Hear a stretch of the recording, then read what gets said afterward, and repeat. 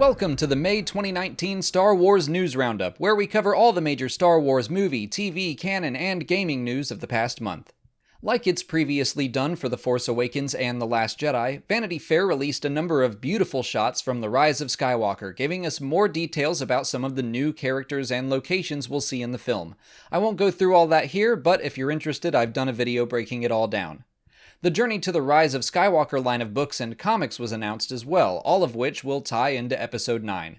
Resistance Reborn, Force Collector, Star Wars Allegiance, Spark of the Resistance, and more will be releasing in the months of October and November to build our hype for the final chapter of the Skywalker saga, and of course reference books like The Art of the Rise of Skywalker and the Visual Dictionary will come out with the movie to help us continue nerding out.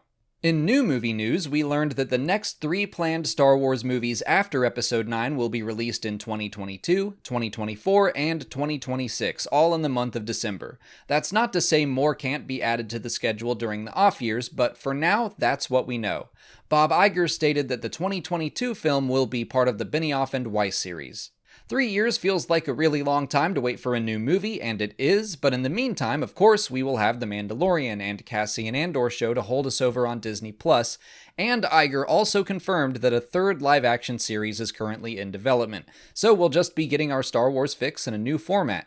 In some less official but still very fun news, for the first anniversary of Solo: A Star Wars Story, our friends at the Resistance broadcast began a campaign to make Solo 2 happen and continue some of those storylines that were introduced in Solo: A Star Wars Story.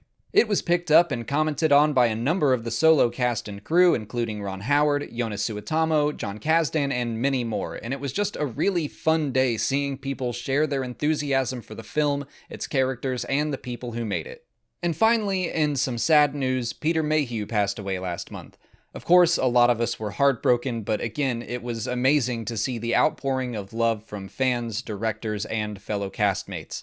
Peter traveled to so many conventions all over the world, and from my own experience, took extra time to say hello to everyone he could and just make their day.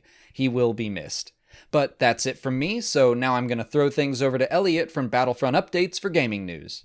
Thank you, Alex. There's not a lot of gaming news to talk about in May, but if we start off with Jedi Fallen Order, they confirmed that the gameplay reveal will take place June 8th, 9:30 AM Pacific time at EA Play. So make sure to tune into that live stream if you want to get your first look at gameplay from Star Wars Jedi Fallen Order. As for Battlefront 2, they hosted a May 4th event where you could unlock this Princess Leia skin, and then later in the month they dropped the May update, which included a reworked Heroes vs Villains with no target system and more like Team Deathmatch, and they added a Camino Capital Supremacy map, prestige levels for all classes and heroes up to 1,000, blaster hero buffs, and lastly also a VO wheel so that you can trigger voice lines while you are running around. Lastly, they also confirmed that unfortunately Battlefront 2 will not be at EA Play, but the biggest community transmission so far will drop on June 7th, and the actual update will drop on June 26th. For Galaxy of Heroes, they did 2 kit reworks in the month of May, which is for Newt Gunray and Count Dooku. Lastly, EA also added 12 classic Star Wars games to their Origin Access subscription service, including the OG Battlefront 2, Republic Commando,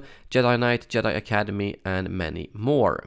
Thanks, Elliot. If you want to keep more up to date with Star Wars gaming news every day, subscribe to Battlefront Updates, who provides daily videos about all Star Wars games, not just Battlefront. But that's it for May. The Star Wars News Roundup will return July 1st to cover everything that goes on in the month of June. Until then, please like this video, subscribe to our channels, follow us on Twitter, Instagram, and Facebook, and consider checking out our Patreon page.